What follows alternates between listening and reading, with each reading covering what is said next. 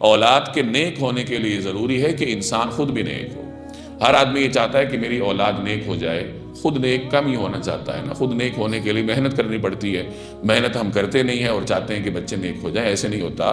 آدمی کو پہلے خود نیک ہونا پڑتا ہے اور اس کے نیکی کے اثرات اللہ تعالیٰ اس کی اولاد میں منتقل کرتا ہے۔ جیسے پیچھے آپ واقعہ پڑھ کر آئے ہیں سورہ کہف میں کہ وہ ایک جب موسیٰ علیہ السلام حضرت خضر کے ساتھ سفر میں تھے، راستے میں ایک دیوار تھی، حضرت خضر نے وہ دیوار سیدھی کر دی تو موسیٰ علیہ السلام نے کہا یہ کیوں آپ نے سیدھی کی؟ یہ تو جس علاقے میں ہے اس علاقے کے لوگوں نے تو ہمیں کھانا تک دینے سے انکار کیا تھا، تو جو ایسے بد تہذیب لوگ ہوں ان کے ساتھ آپ نے احسان کا معاملہ فرمایا۔ تو حضرت خضر نے پھر اس کا جواب بعد میں دیا کہ اس دیوار کے نیچے کچھ خزانہ ہے، سونا وغیرہ مدفون ہے، وہ کچھ بچوں کا ہے جو یتیم بچے ہیں، اور ان یتیم بچوں کے آباء و اجداد میں کوئی نیک بندہ گزرا تھا۔ تو اللہ تبارک و تعالیٰ کی مشیت یہی تھی کہ اس نیک آدمی کے جو یہ یتیم بچے ہیں، ان بچوں کی طرف اللہ کی رحمت متوجہ ہوئی کہ ان کا مال ان کے لیے محفوظ رہے، کل کو یہ جب بڑے ہو جائیں گے تو خود ہی اپنا مال نکال لیں۔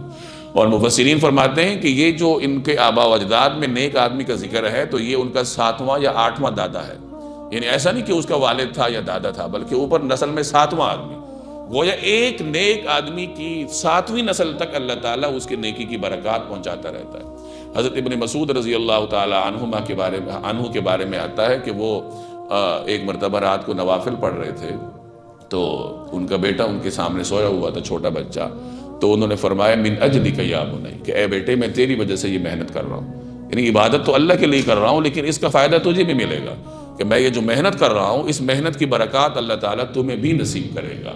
تو آدمی جب خود عبادات میں جد و جہد کرتا ہے تو اس کی نیکی اللہ اس کی اولاد میں بھی جاری کر دیتا ہے، اور اگر ایک آدمی خود چاہے کہ میں تو جیسا بھی ہوں میری اولاد نیک ہو جائے تو پھر اللہ تعالیٰ کی رحمت سے تو کوئی چیز بعید نہیں ہے۔ لیکن بہرحال آدمی کو اپنی اولاد کے لیے کچھ برکتیں چھوڑ کے جانا چاہیے، صرف